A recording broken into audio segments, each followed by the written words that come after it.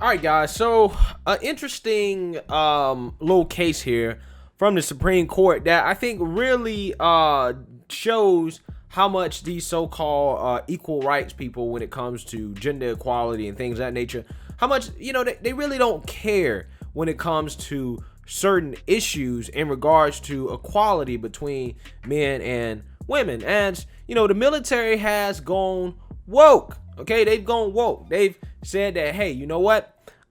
Women can perform just as well as men, and that they've opened up the military, okay, to everybody to make it super inclusive because everybody is equal. Okay, and hey, here's the thing: I don't necessarily have an issue with what they're saying if it doesn't affect performance, which there is an argument that a lot of this stuff could possibly affect military performance, which I have an issue with, and if it is applied in a truly equal manner. But as we know, that's just not the case, as the Supreme Court is punting on including women in the draft, cites deference to Congress. So essentially, there's a case that was brought to the Supreme Court regarding women being eligible for the draft, right? Including them in the draft. Now, we don't really have a draft. We have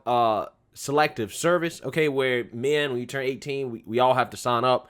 And if they implement a draft, then basically, hey, we would all be eligible. But women don't have to do that, okay? And you would think that the equal rights groups would, be upset that the Supreme Court doesn't want to weigh in on this.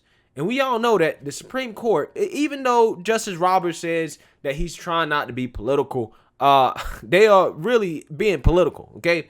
So let's read a little bit more about what's going on here. The Supreme Court on Monday punted on a case that could have required women to be included in the Selective Service System, the military draft, citing Congress' ongoing consideration of the issue. The court denied a petition from the National Coalition for Men to hear the case on the system that currently requires all men from 18 to 25 to register for potential military service in a national crisis. The group said that the continued integration of women into the military and the reversal of the ban on women in combat remove the basis of the 1981 case that upheld the selection of only men for the draft. So basically what they're saying is that 1981 case, right, that upheld that only men could be eligible for the draft, they're saying, listen, that's irrelevant now, right? That's irrelevant because the military is woke, okay? We have more women integrated into the military in combat roles, okay? They out here fighting for our freedoms just like everybody else. And with that being said, again, if you believe in true equality, then why aren't women required to register for the draft?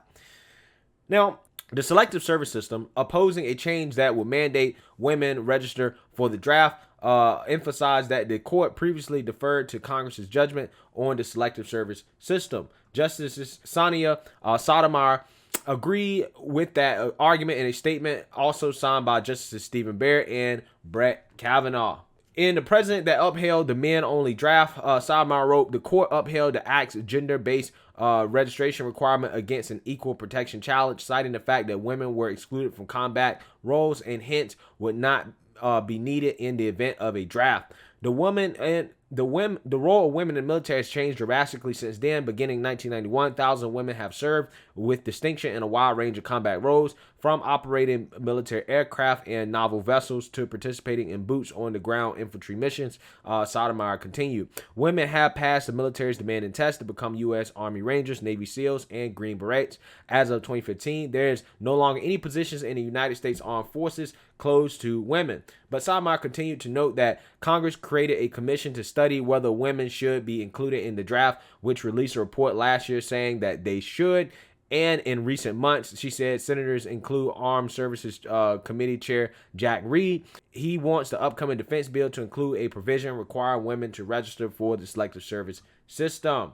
It is not clear that effort will succeed, but nonetheless, the Supreme Court should give Congress space to act before weighing in, Sotomayor said. At least for now, the court's long-standing deference to Congress on matters of national defense and military affairs cautions against granting review while Congress actively weighs the issue, Sotomayor said. The Supreme Court is nearing the end of its term with approximately 20 merit cases left to decide in what is expected to be a high-stakes flurry of major opinions. The court's new 6-3 Republican appointed majority will be closely watched to see how it handles hot-button issues like healthcare, freedom of speech, religious freedom, and more. All right, so essentially, what's happening here is that the Supreme Court is saying, hey, we don't want nothing to do with this, right? We don't want nothing to do with this, okay? And, I mean, the reasons are obvious, okay? The reasons are obvious because they know that if they actually were to require women to register for the draft, the feminist movement goes out the window, right?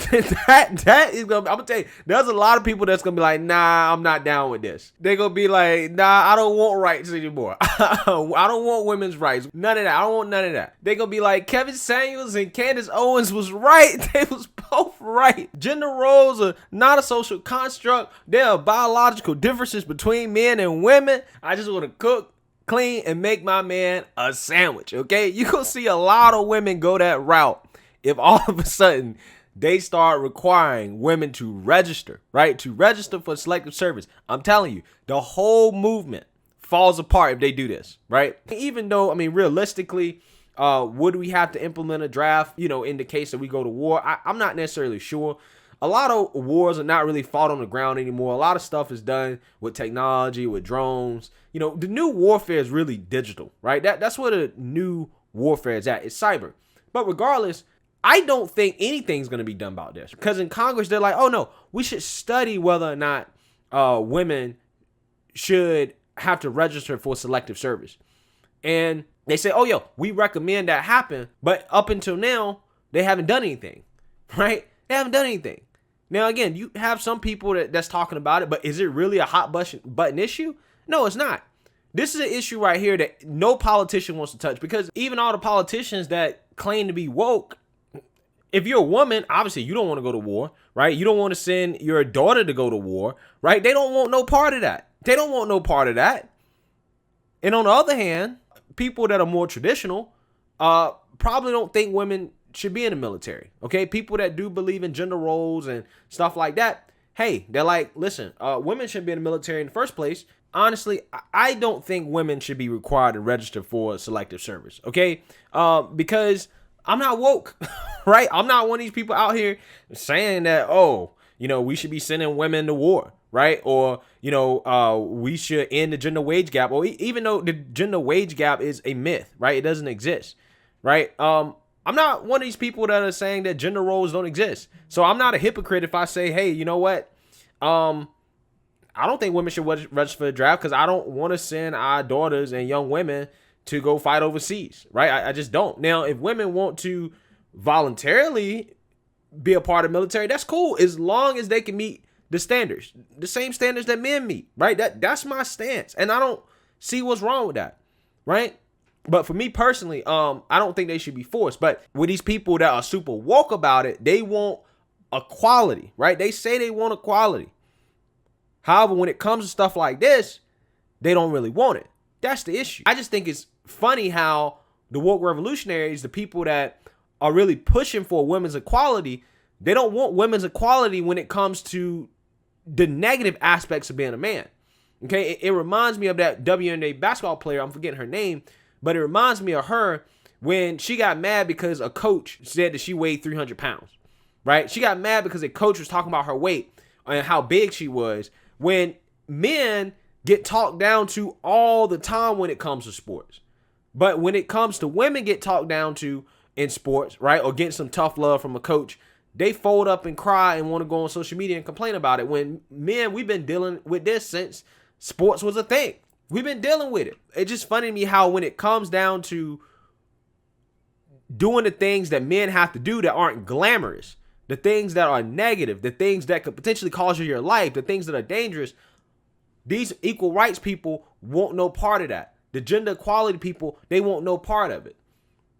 And my thing is, I just want them to be consistent. Okay, I just want to be consistent. If you guys want gender equality and equality across the board, but We got to truly make it equal if that's where we're going to go. It can't be women get all the positive benefits that men get, but they don't get any of the negatives of being a man, because men, no matter what we do, we're not going to get all the same type of special privileges that women get in this society. If that was the case, then we shouldn't have to sign up for selective service. We shouldn't have to sign up. But again, like I said, you don't see these gender equality people arguing either way for it. They're not arguing for women to be required to sign up, but they're not arguing that men shouldn't be required to sign up.